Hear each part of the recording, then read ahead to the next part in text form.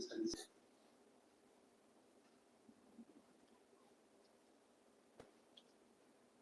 When we met the director of this event,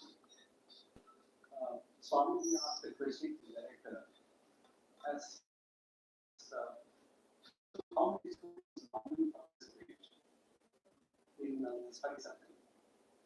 Then your organization said we send WhatsApp messages to about 1,000 people and we generally take about 14 to 15. Then I was mentally prepared for this because the audience at a smaller size gives an opportunity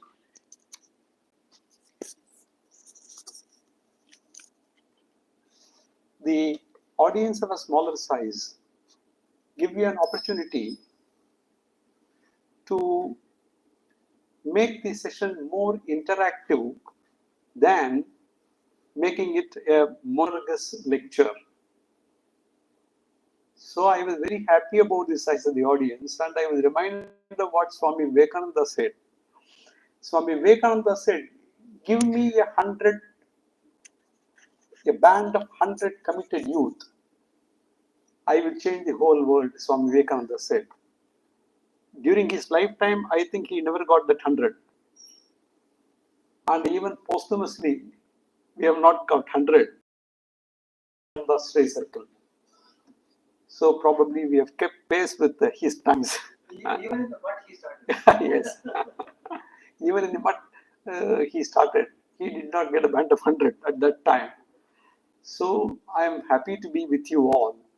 We will make this session more interactive.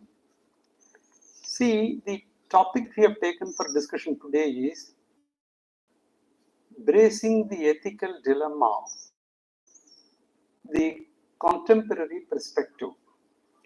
You know, the Britannica Encyclopedia defines ethics as the discipline that is concerned with what is morally good and bad and what is morally right and wrong. Now there is a world of difference between what is morally right and wrong and what is legally right and wrong. Get the point? I will explain it. Is it morally wrong to tell a lie?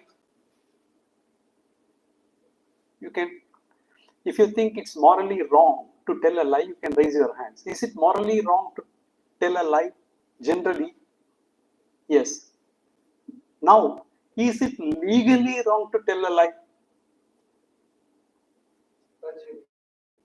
No. No. Perjury is telling a lie in court.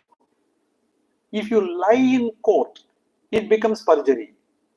If you lie to your fellow student, if you lie to your parent, if you lie to your teacher, is there a law which says that it is wrong, punishable? All right. There are a lot of issues in life which, where something that you may do may be legally right, but morally wrong. Morally right, but legally wrong. I will tell you, we have something called the law of limitation. What does that law of limitation say? Suppose I borrow 100 rupees from Swamiji. Of course, he is not possessed of 100 rupees. It's an example. I borrow 100 rupees from Swamiji, promising to give it back to him. I don't give it back to him. He must file a suit against me for recovery of that money within 3 years. If he does not do, then he cannot go to court and recover that money from me, as the debt becomes what is called barred by limitation. So suppose he files a suit after 3 years. Legally, I am entitled to tell the court, please dismiss this case because it is barred by limitation. Now suppose I go to court and tell, the court that dismisses claim it is bought by limitation. Is it legally right? But is it morally right? Therefore, what is morally right may be legally wrong. What is morally wrong may be legally right. Why this conflict? Today you must understand that we live in a world which is highly complicated. Our society has become very highly complicated. Our lives have become very highly complicated. Therefore, the kind of ethical dilemmas thrown every day in our lives is extraordinary. You remember I started my discussion by asking you a question, whether it is legally right to speak a lie or whether it is morally right to tell a lie. Let us simply take an ethical. All of you agreed that it is morally wrong to tell a lie, correct? Generally, all of you agreed. I will now tell you a small parable. Once upon a time, a hunter in a forest was chasing a deer. The deer ran from place to place for shelter. Ultimately, it took shelter in the ashram of a Swamiji. The hunter came. He knew that the deer had taken shelter in this ashram. So the hunter asked the Swamiji, Swamiji, did a deer which I was chasing, or he is allowed to speak a lie? How many of you say that Swamiji should speak the truth? Raise your hands. Half raised, I can't recognize a hand which is half raised. All right. How many of you think that Swamiji is entitled to tell a lie to the hunter? So therefore, it is not necessary at all times that speaking a lie is morally wrong, correct?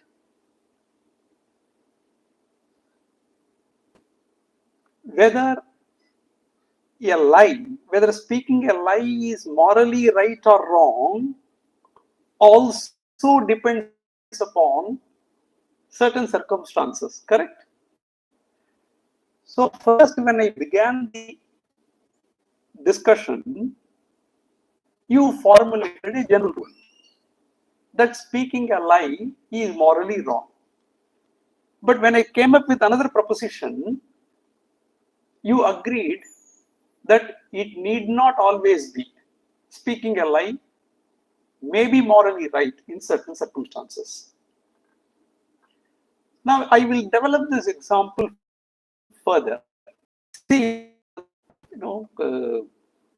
cajole the bird pigeon. He provided comfort. The hawk arrived.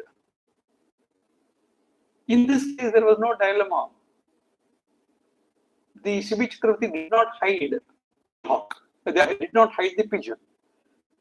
Therefore, the hawk asked Shibi Chakravarti, O king, you are the protector of all species coming under your control. You are the protector of all the species that live in your kingdom. Pigeon is one such species. I am one such species. God has created a hawk in such a manner that pigeon is my food. O king, you think that to show compassion is your dharma. Now, upon whom will you show compassion? If you show compassion to the pigeon, I will die of hunger because you have withheld my food from me. If you allow me to eat the pigeon, you will be doing injustice to pigeon. But if you think that feeling in any case, you will be able to show compassion only either to the pigeon or me, what will you choose? Now, what do you do with this ethical dilemma? The king Shivi Chakravarti thought for a while and said, see, it is my duty, it is my dharma to protect the pigeon which has surrendered to me. But at the same time, if I simply leave you to die of hunger, I will be fighting in my another duty. I will now resolve it in a very different way. What the Shivi Chakravarti did, he said, "Oh hawk, you want food. It is not necessary that you must have the menu. The menu is my choice." Then he said, I will now offer my own. You are a very noble man. And he cut his flesh from the thigh. The king went on cutting his thigh, cutting his flesh and putting it. He was bleeding, but it never matched. Ultimately, the king sat on one side of the scale and said, now it matches, therefore eat me fully. Else than Indra and the hawk respectively, in order to show to the world that when you face a dilemma, how do you resolve? Therefore, by offering his own life, King Shivi Chakravarti thought that he will protect both the pigeon. What was our first story? Then Mahatma said, yes, the deer has taken shelter in my ashram. But I will not allow you to take its life. I will fight you. One of us will win the battle. If I die, I have died for the cause of truth. I have died after exhausting everything within my control to protect the deer. Still, I have adhered to the truth. It is better to speak the truth and lose your life rather than speak a lie and to save the life of the deer and also the life of one's own self, is what Mahatma Gandhi said. Now, how do you resolve this problem? So, ethical dilemma is not something which is so easily capable of resolution. In everyday life, we are confronted with very small questions of ethical dilemmas, but the way we resolve them is to find the easiest route. Whatever is convenient, we try to manage. But what we should understand is that what is right and wrong itself undergoes several changes depending upon the times in which we live, depending upon the place where we live. Now I will ask you another question. How many of you think that for the purpose of our survival, we should not kill an animal and eat? How many of you think that it is not ethically right to eat non-vegetarian? How many of you will throw your hands up? So, in this audience, I find in this audience about 25, I find 5 people have an opinion that eating non-vegetarian is not ethically right, correct? But what will your organizer from Bengal do? In Bengal, fish is a vegetarian item, correct? Almost.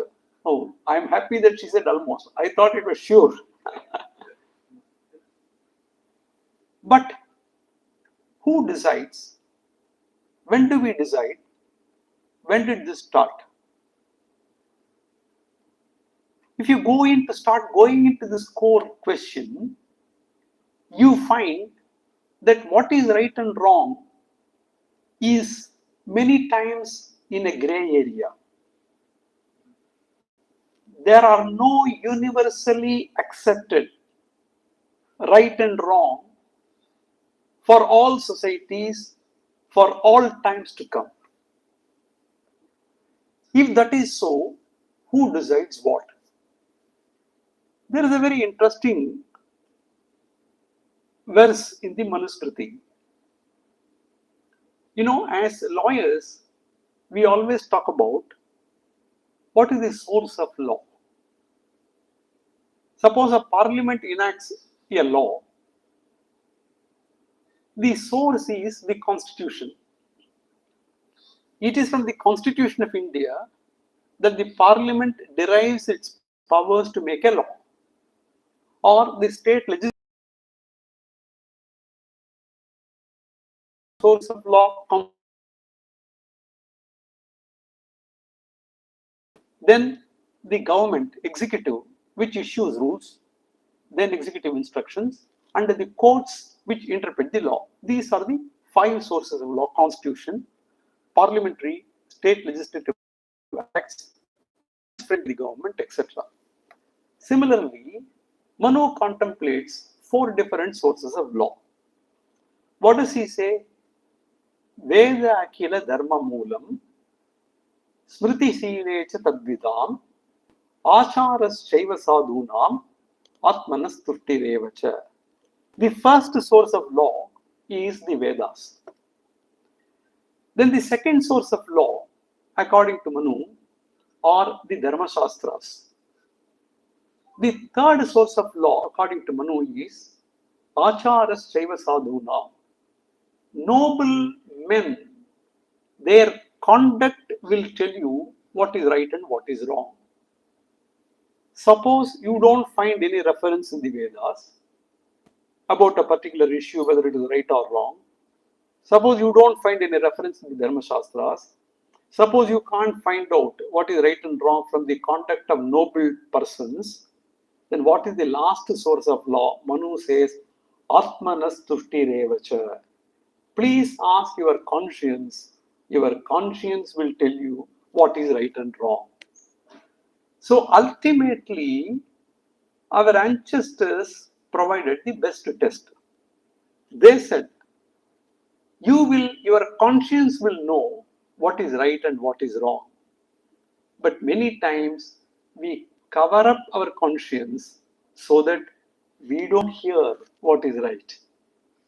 We don't want to know what is right. It is a matter of convenience for us to do certain wrong things because they are immediately beneficial to us. They bring short-term benefits to us. So keep this in mind and let us now move on to the next question.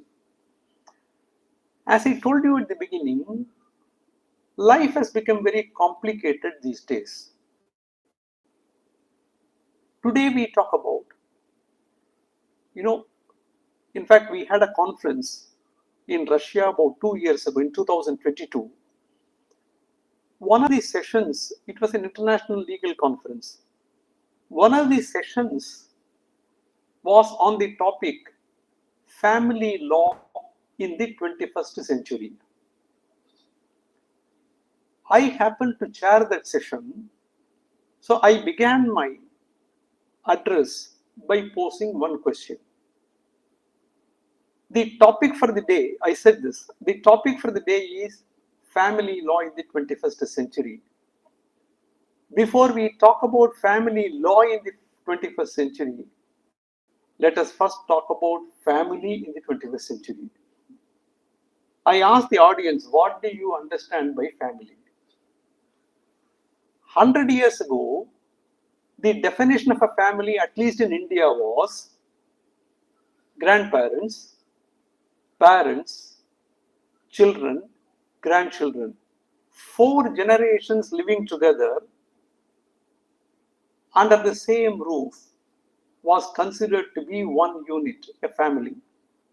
That was 100 years, 70 years ago. Thereafter,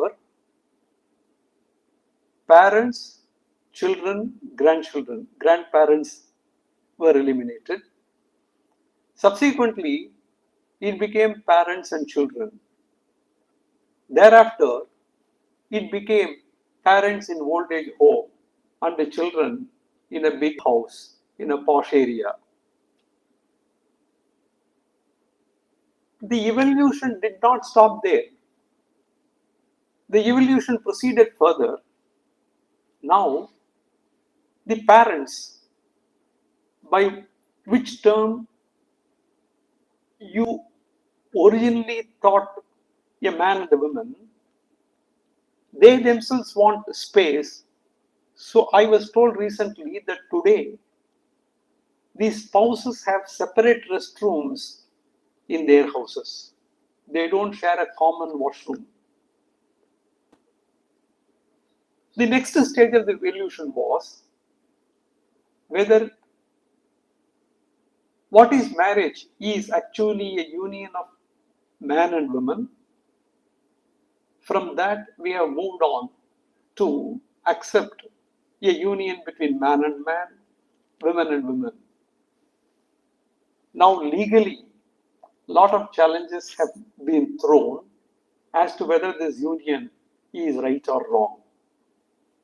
A lot of countries have accepted that this union is legally wrong. How many of you think that it is morally wrong? At least Shastras don't accept it. I don't know whether they believe in Shastras. Therefore, how many of you think that this union of a man and a man or a woman and a woman is right? Right or wrong? No. First I'll ask, how many of you think that this union is morally right? Morally right. Okay? I mean, the union of a man and a man or a woman and a woman is morally right. Okay. How many of you think it is morally wrong? Okay. I think few persons are yet to decide. They have not met their partners so far. Not that other people have already met their partners. But the complications that the society is being led to, people don't realize. I am not here. I am not going to tell you whether it is morally right or morally wrong, but I am going to tell you of certain cases which have come up in the United Kingdom. Then it is up to you to decide whether they are morally right or morally wrong. I am not on the legal question, because legal question, several countries have accepted this union to be right, legally right. Whether morally they are right or wrong is a question which nobody dares to answer these days. Let me tell you, several areas like the rights of man and man, women and women to be in a union, the rights of people, reproductive choices of people. In reproductive choices, what kind of, whether IVF or something else, sperm donors. So life is becoming more and more complicated. I will tell you one or two cases which will be of very great interest to you. The February 15th, 2024 edition of the newspaper The Guardian carried a news item. The Guardian is a newspaper which is published from UK, Britain. This February 2024, it carried a story. I will just read that story so that I don't add or delete anything out of that. This is how the story goes. The man identified as PQ, as he cannot be named for legal reasons. Now, for these persons, they can't be named in a legal document. That is where my ethical dilemma comes. If you are convinced that what you are doing is legally right, why do you want that information to be withheld? Is there something that tells you that it may not be acceptable? We don't know. The man identified as PQ, as he cannot be named for legal reasons, and his partner JK had experienced fertility problems and were not able to afford IVF treatment. As a result, just see, as a result, this was a union between a man and a woman. I am talking about the union between a man and a woman. Since they could not afford IVF treatment, they adopted a very strange course of action. You know, the man agreed to mix his sperm with his father's sperm, which was then injected into the woman. The arrangement led to the birth of a boy which had become 5-year-old in 2024. But once the municipal council, Barnsley, became aware of the circumstances of the boy's conception, the municipal council launched a legal bid to determine the parentage of the boy. Is the father, or is the grandfather the father, or is the mixture of the father and grandfather the father? The authority moved the High Court in Sheffield to direct that DNA test should be carried out to determine whether the man, so-called father, was actually this child's father. The court was confused. The court did not know what to do. The court found a very safe passage. The court said, why is the municipal council interested in deciding this question? We don't want to decide this question. Let the proper party come to court and ask this question. We will not answer this question at the interest of the municipal council. So the case was dismissed. Now I am asking you a simple question. Now the court found an easy way out. How many of you think that this child is the child of its father? Throw your hands. How many of you think that this child is the product of its grandfather? Oh, you think its child is the product of its grandfather? Might be. Might be is not a question. My question is how many of you think? Now I will ask you, how many of you think this is morally right? Why? Most of you? Huh? You don't see a problem. You don't see a problem. Okay. Can you tell me the reason? I mean, I say that because who am I to judge? No. I am asking you. Therefore, I don't find it. No. You are. We are not asking you to be judgmental about somebody's decision. Suppose you were in that position, will you take that decision? So to decide whether what is right and wrong, well, whether I will do it in the given circumstances. I think I will leave it to my wife. You will leave it to your. See, that is that you have acted like in a slightly different way than the same judge. Correct. You have not acted differently. You have acted like the judge. Yes. So if all parties are concentrated and they do not harm any other person, then it's like, Therefore, the test that you want to adopt, the test that you want to apply to find out whether it is right or wrong, is to see whether all parties have expressed free consent and nobody else is affected. Correct? Now I will ask you a question. You have today presumed that in this case all parties have consented. It is true. No difficulty about it. How did you presume that in this scenario nobody is affected? Tomorrow after the child grows up and it asks a question, who is my father? Do you think the child has a right to know his parentage, or you think it doesn't have the right? yes, he has the right. Then is he affected or is he not affected by getting confused about its parentage? Then how did you presume before answering that nobody is affected? Because the legal right lies with the parent. Therefore, this is the problem. So, our short-sighted approach Now I will take you to another example where you will understand it much better. What is the right of the child. This is also a case which really happened in England. The way the society is going. Do we really want all these advancements, or is it safe to stick on to what our ancestors said? Do you want to be brave enough to all this, and after getting into complications, go back? See, there are two methods of learning prescribed by the Shastras. One method of learning is learning from other people's experiences, and the second method of learning is by one's own experiences. See, a very interesting case came up before the Queen's Bench decision of the Administrative Court in the United Kingdom. That was between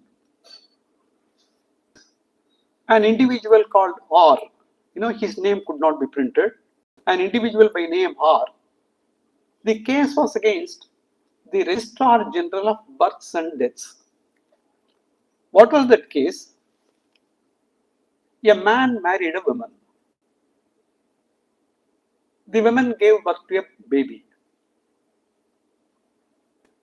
After the first birth, the man developed a tendency to transform himself into a woman. So what he did was, he started undergoing a 2-year treatment, feminizing hormone treatment. A 2-year treatment was undertaken by him before, a gender reassignment surgery could be performed. So when a man wants to become a woman, a gender reassignment surgery had to be performed, but he had to first undertake a course of treatment called feminizing hormone treatment for about 2 years. During this period when he was undergoing this treatment, the lady conceived for a second time and the child was born. By that time, the 2-year course was over and gender reassignment surgery was completed. Now, he went to the Registrar of Births and Deaths. Who are the parents? Not Mr. and Mrs. It was parent 1 and parent 2, because they have now started using gender neutral terminology. If you say parent, it could mean a man, it could mean a woman, it could mean a transgender. So parent 1 and parent 2, there was no difficulty because the law permitted that second child's birth registered as a child born to parent 1, parent 2. But the man did not stop there, because, as you said, we have all consented. What is your problem? Actually, we don't realize that today it is not anybody's problem, it's my problem. Like, for instance, if you get affected by COVID, it's your problem. But it becomes contagious. It goes out. This man did not stop there. Now, he went to the Registrar of Births and Deaths, and he requested the Registrar of Births and Deaths to change his name from his original name into the newly assigned female name in the birth certificate of the first child. When the Registrar of Births and Deaths asked him, what is this? He said, no. At the time of my first child's birth, I was a man, my wife was a woman. Today I am a woman, she is a woman. I don't want my child to get confused. I don't want my child to ask, where is the father? Therefore, I want the change in the birth certificate. Then the Registrar of Births and Deaths, he argued before court saying that we can change. But the problem is, if the child grows up and asks, at the time when I was born, I had a father. What was his name? By tampering with my birth certificate, are you not tampering with my identity? You talk about so many rights these days. The court said the child's right to identity is being hampered. Therefore, we will not alter this birth certificate. Now, how many of you agree that whatever this father did was morally right, and whatever this, how many of you agree that the father did was morally right? Yes. 3. How many of you think that the father did was morally wrong? Yes. Okay. Can I ask you, why do you think that the father did was morally right? He had the right to do his business, but the second part that he wanted to temper his child's identity, that's what is I'm not having. The first part to do his gender, that's what I'm having. So the second, what about the second child? The second, see, you think what he tried to do with the first child alone was wrong, or the second child was also wrong? Second child, I think it's quite difficult to determine because when he was undergoing through that process, that child was born. So it's quite difficult to determine what should be the identity of that child. See, now today, what is our problem? Where do we get this? What is the source? What is the origin of all these dilemmas? The origin is that each one of you think my right. Correct? Your thinking has now completely gone one-sided. I have a right. The exercise of my right does not affect anybody else. What is your problem? But the question should have been, what is my duty? Do we have a duty? If we have a duty, is there duty towards my family? Is there a duty towards my community? Is there a duty towards entire humanity? Or is there a duty towards not only humanity but also towards whatever is there in the universe? Ethical dilemmas can never be resolved if you have a unidimensional thinking about your right alone. Unless you start thinking beyond what is your right, life calls upon you to make a lot of sacrifices. How did you enter IIT?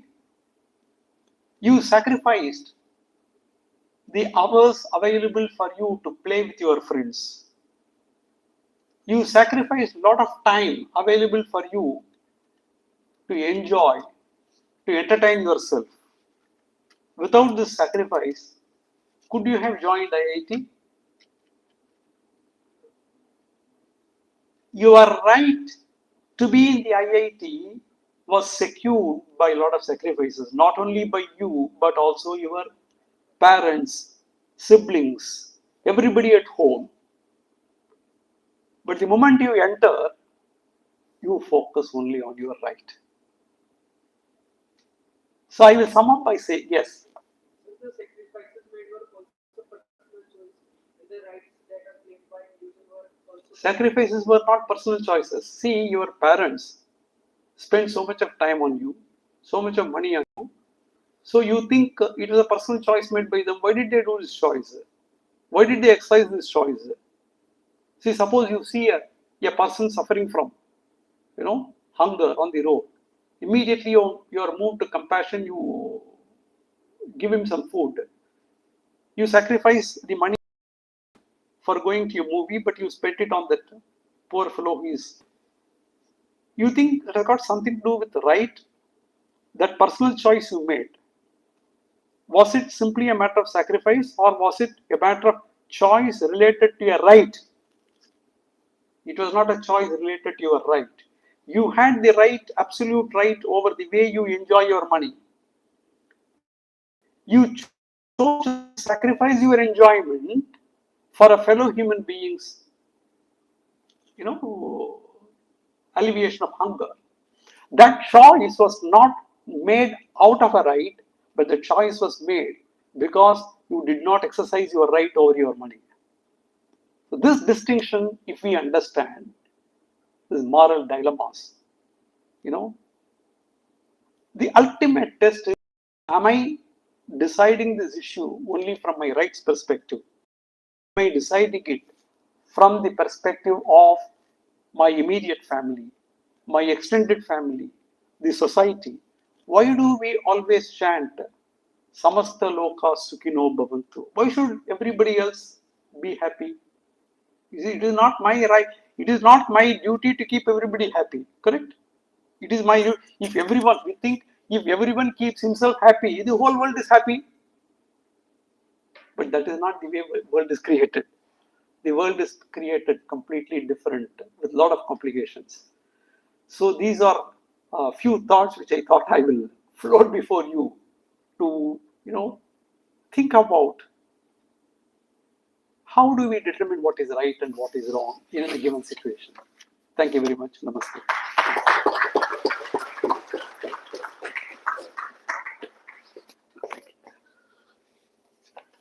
Thank you so much, sir, for this absolutely insightful lecture and also very thought-provoking one. And now the floor is open for question, query, or suggestion. So if you have any question, you can raise your hand and ask it. In fact, when Sir was talking about very sensitive issues plaguing the society, battling between right and duty, of course, he gave the solution last, but it was only battling with the right. Now, I remember whether are we having a discussion along the way it should be. Then I was reminded about a person who does autopsies, not biopsy, but autopsy. A dead body is thrown open and then dissected left, right, and corner to see how much is the vehicle, the weapons penetration or the effect of the poison and so on. So this new intern, he came into the room and then they saw a dead body about to be just open and the guy swooned. He said, why do you swoon looking at a dead body? He said, sir, this is something which I have never seen in my life and I thought I will never be required to see this. I thought I will be partially looking at people's eyes and then doing something, but why should I look at a dead body? He said, you don't have to worry at all. The reason is, a dead body is the most harmless thing under the sky. It can never harm you. So likewise, thinking about a variety of problems which is plaguing the society in the past is not really meant to be, something which is should not be decided from the problems perspective, but it is real food for thought. And how we actually tackle this ethical dilemma was very well negotiated by Mr. Ramasubramanian. We are very thankful for that. And yeah, open to the questions is the right time for them. Raise your hand and pass the mic. Yes. Sir, my question is regarding the fundamental duties and fundamental rights enshrined in the Constitution of India. There are two questions. The first one is that when Constituent Assembly drafted the Constitution, why didn't they include fundamental duties also? Second is that when fundamental duties were ended, why didn't they make it justiciable? See, the problem was fundamental duties are on the part of the citizens. Fundamental rights are enforceable against the state and the fellow human beings. It is easy for a court to enforce certain rights against the state or the fellow human beings rather than to enforce one's own duties. For instance, how many of you think that it is your duty to maintain at old age? Raise your hands. Why? Which law says that? The law doesn't say, fundamental duty doesn't say. Why do you want to maintain your parents? After all, You can keep them in an old age home. You can pay them money. You can take care of the medical expenses. Correct? You should know in Hyderabad there is a state-of-the-art crematorium. You know, the children are abroad earning millions of dollars, so they are not able to come here. So when one of the parents dies, somebody takes the body to the crematorium. There is a video that Prohit comes there. He administers the mantras through video conference. Fellow sitting there says the mantra, and it is all automated. To even ignite the fire. Who will enforce this? Suppose you consider your duty to maintain your parents, and you don't do that. Do you think your parent will go to court and get it enforced? For how long? I'll ask you another question. If your parent is not well, he needs medical treatment, you can admit him in the best of hospitals, pay money. But more than the treatment that you give, their ailment gets cured by the kind of affection that you show, the love you show. Now, all of you, I hope all of you think that it is your duty to shower love and affection. How can a court enforce this fundamental duty of love and affection? It is not even able to enforce the fundamental duty of affection between parents and children, between spouses, etc. So fundamental duties, constitution, there were two problems. At the time with constitution, 1946 onwards, 45 onwards, 46 onwards, society was not so complicated. We all lived in joint families. No constitution was required at that point of time to tell you that you work certain duties. But today, a constitution tells us, but we don't want to obey. That is why it was not included.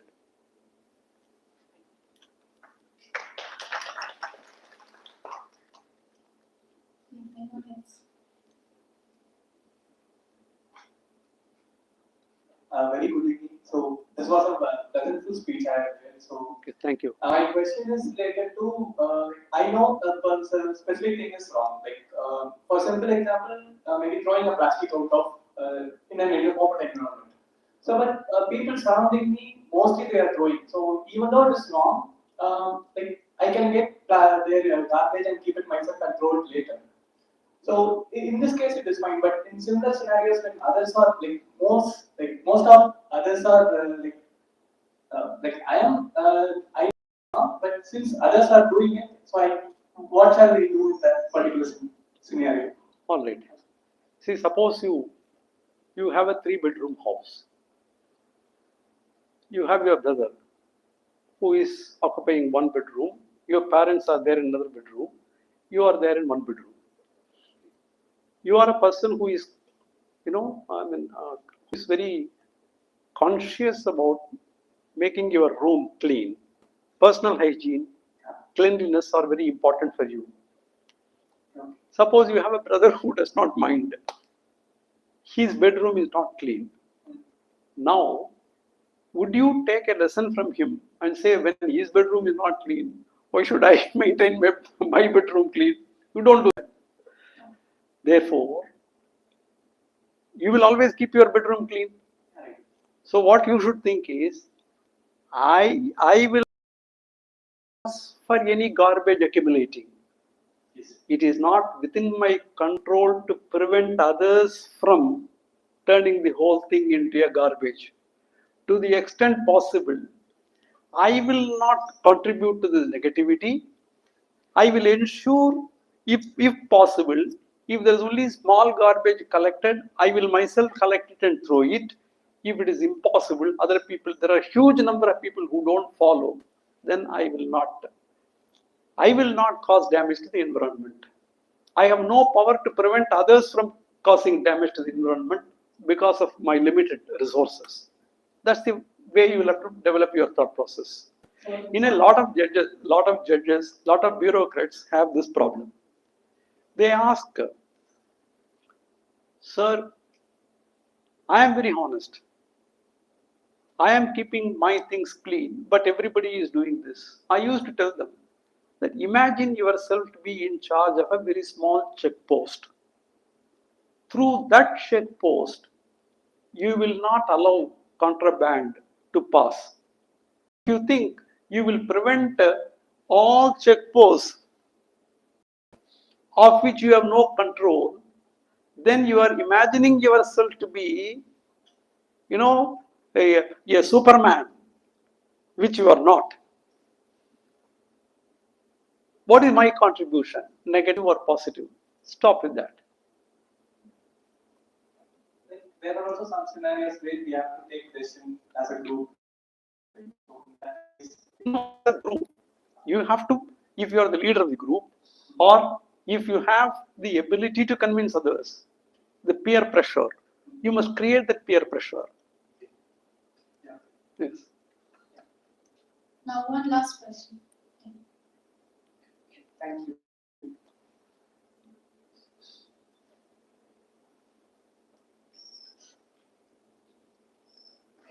Good evening. Sir, we have a confusion between something is morally right or legally right. The law allows me to do something which I, as per my beliefs and the ideas, think that it is not morally correct. But the law enforces me to do that particular thing. In that scenario, how can I proceed further? Should I do that thing?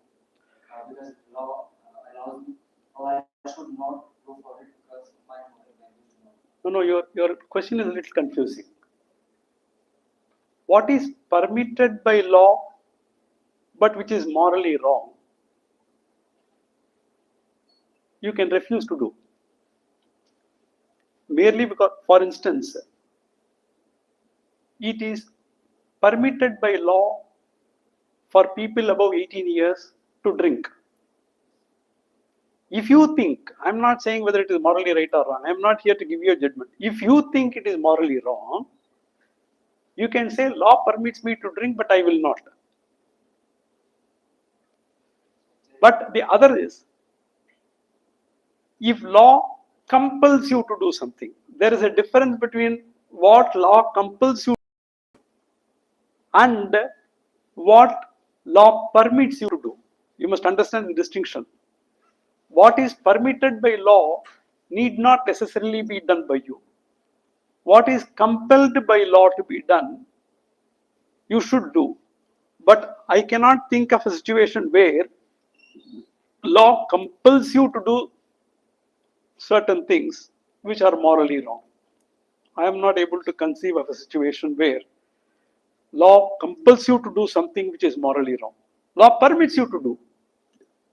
So because laws may be different with the different regions and different locations, but the moral values are the values which are as per our upbringing and. No, it is the other way about. Morals keep changing according to times and according to regions. Law is made uniform. Throughout the country, law is made uniform because they want uniformity. It is the other way about. So there is that what I was asking. That if law compels me to do something. No, tell me one example. There is not a single act which law compels you to do, but which is morally wrong.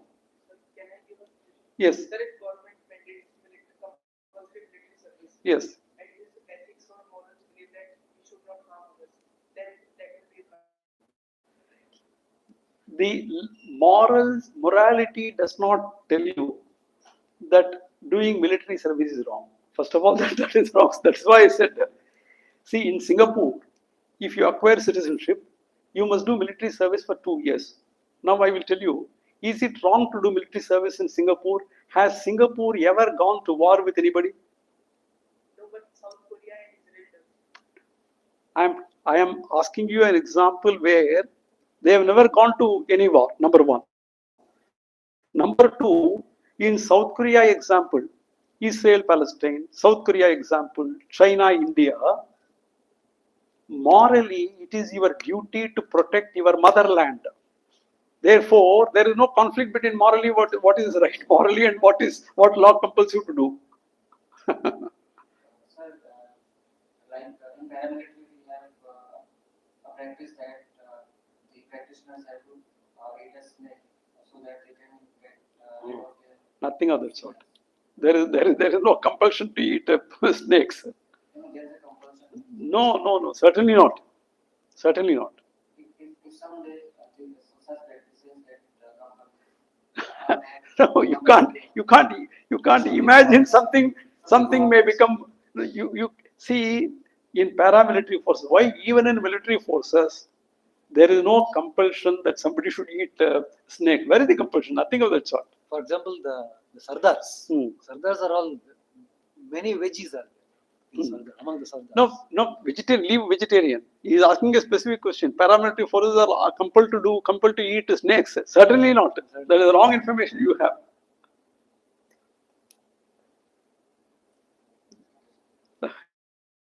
Oh, One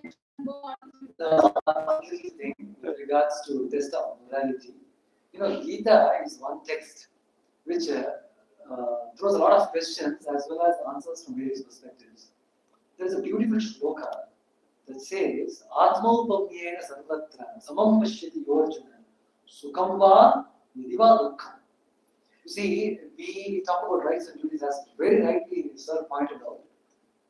From your perspective, right, what if you meet with the same treatment?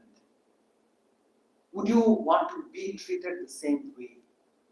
That's a very good test of whether something is morally right or wrong. So, Gita here says, Atma Upamyena, Upama. So, when you deal with someone, just as the way the other person you wish that he deals with you, you better take your proposition in your decisions to favor him. Be it in the matters of sukha or dukkha. So I think that's a wonderful, litmus test to solve the dilemma. One last question. We will take. I have a small question. In every situation, in every kind of situation, can there be a parameter for choosing the right decision? So-called any decision, may it be right or wrong, but to take a decision, can there be a parameter at least on the individual level, and can it be extended to a collective level? No, the parameters, that's why I said the 4 sources of law which I mentioned.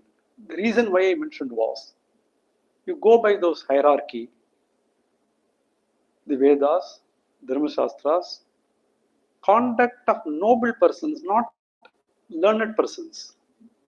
Many times learned persons, the focus of learned individuals is on rights. The focus of noble individuals is always on sacrifice and suffering. Then the 4th source of law is conscience, one's own conscience.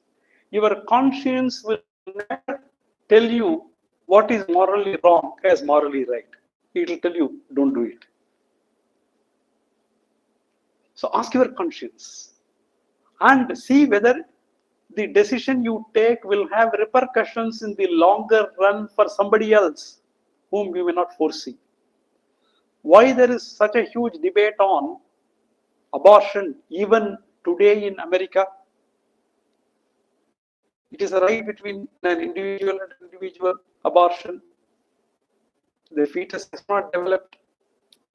What is wrong? Has the fetus not developed is a question which science could not answer even today, because within a few weeks it starts developing. A thing that has got no life will never grow. How did you take, who gave you the right to take away its life? You are the creator, therefore you have the right to take away? No. So your conscience knows what is right and what is wrong.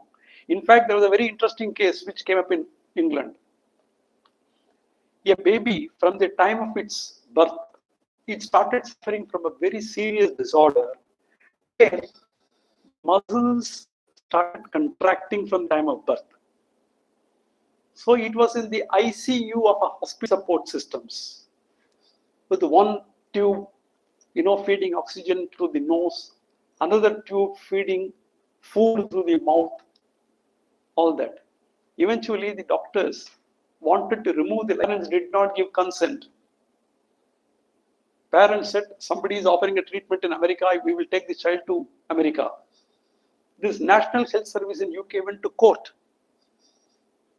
In the High Court, a judge convened a video conference of the doctor who offered a treatment in America, along with the doctors in England. The American doctor said, I have found out a cure, but I have not tested this even in mice. So the judge asked him, are you going to test your treatment for the first time upon this child? He said, yes. Then the judge said, with a very heavy heart, I am allowing the hospital authorities to remove the life support system despite the objections of the parents. The judge wrote a beautiful judgment. He said, many people may ask, who is this judge to decide? The child is 8 months old. His parents have decided to take the child to the hospital, to the American hospital. One window is now open for however remote the chance of survival is, one window is open. Who is this judge? He is a third party. The parents are better placed. The judge said, nothing doing. I am called upon with an objective mind to decide what is in the best interest of the child. A parent will not decide what is the best interest. They will decide because their affection, because their love and affection, they will decide that they want a child on their rights. So this is the difference.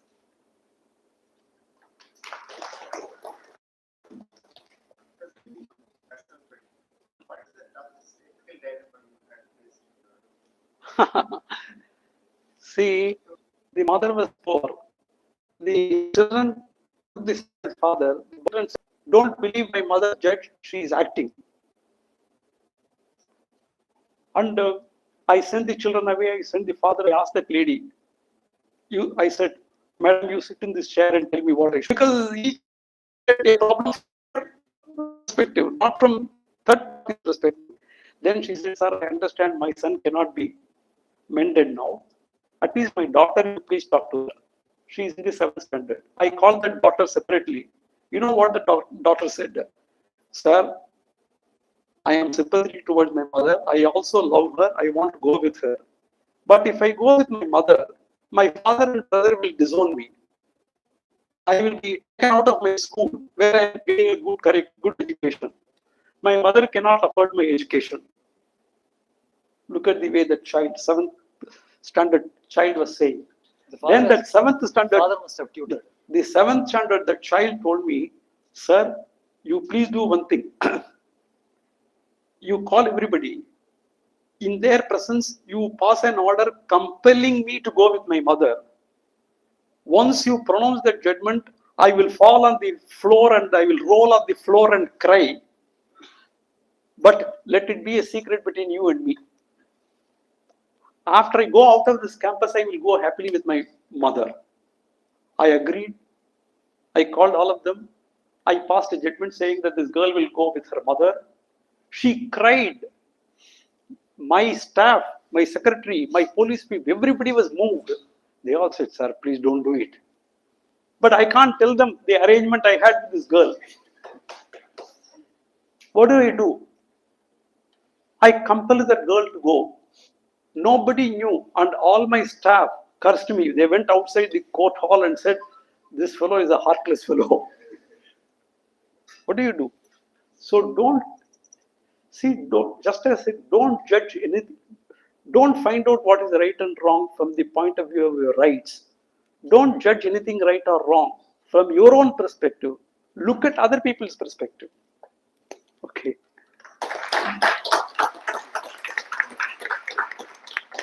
So with all this absolutely thought-provoking and confusing instances, some ideas and thoughts. Now I would like to call upon the stage our Professor Uday sir to give the freshers welcome note.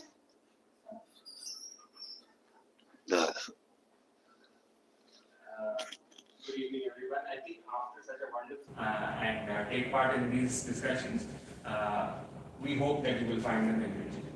So with that, thank you for coming this evening, and thanks so much to the speaker for a really wonderful.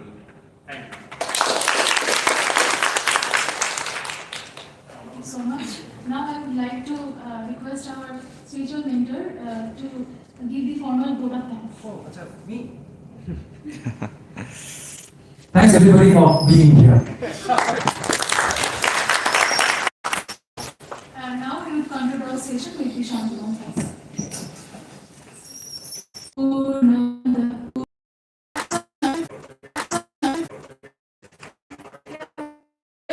Link through SMS to join the WhatsApp groups. Thank you.